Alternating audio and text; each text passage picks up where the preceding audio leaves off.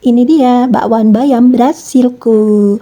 Oke teman-teman, assalamualaikum warahmatullahi wabarakatuh. Jumpa lagi dengan saya. Kali ini saya mau bikin bakwan ya teman-teman. Ini bakwannya dari daun bayam Brasil. Oke, ini saya sudah siapkan tepung terigu, ada tepung beras ya. Karena di sini saya nggak pakai tepung bumbu bakwan, jadi saya bumbunya saya ulek sendiri. Untuk bumbunya saya menggunakan bawang merah, bawang putih, kemiri, sama merica atau dibilang lada ya, karena saya pakai lada yang bijian. Jadi itu yang saya pakai, yang agak-agak pedas dia kalau yang pakai bijian. Oke, ini semuanya kita campurkan ke tepung yang sudah saya masukkan ke dalam mangkok ya teman-teman. Ini kita buatkan garam, micin, penyedap rasa. Dan di sini sesuai dengan selera kita masing-masing ya teman-teman. Maunya pakai apa tergantung dari selera dan cita rasanya kita sendiri sesuai dengan lidah ya.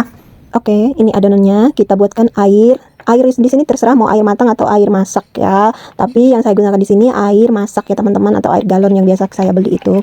Nah, ini kita aduk sampai merata. Nah, kalau sudah cukup pas atau cukup rata, baru daun bayamnya tadi kita masukkan ke dalam adonan kita ya. Ini kita aduk sampai merata dan dia menyatu dengan tepung yang kita buat. Oke teman-teman, ini adonannya sudah pas.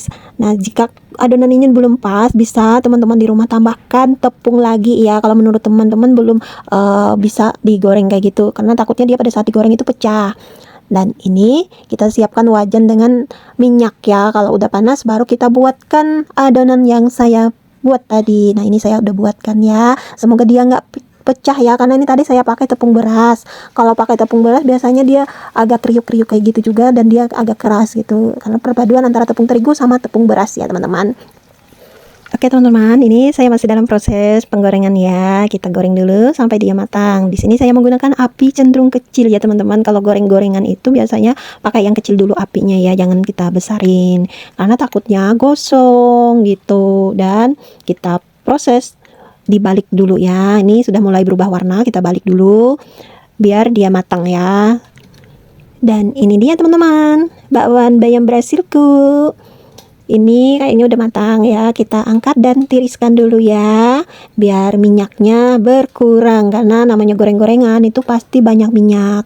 Dan ini matangnya pas teman-teman, warnanya udah coklat.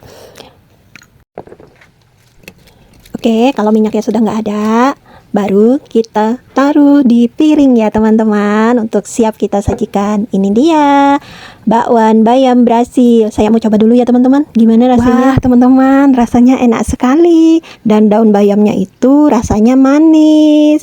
Oke teman-teman, terima kasih ya sudah menonton video aku dan mengikuti aku. Sampai jumpa lagi dengan videoku yang berikutnya. Bye bye.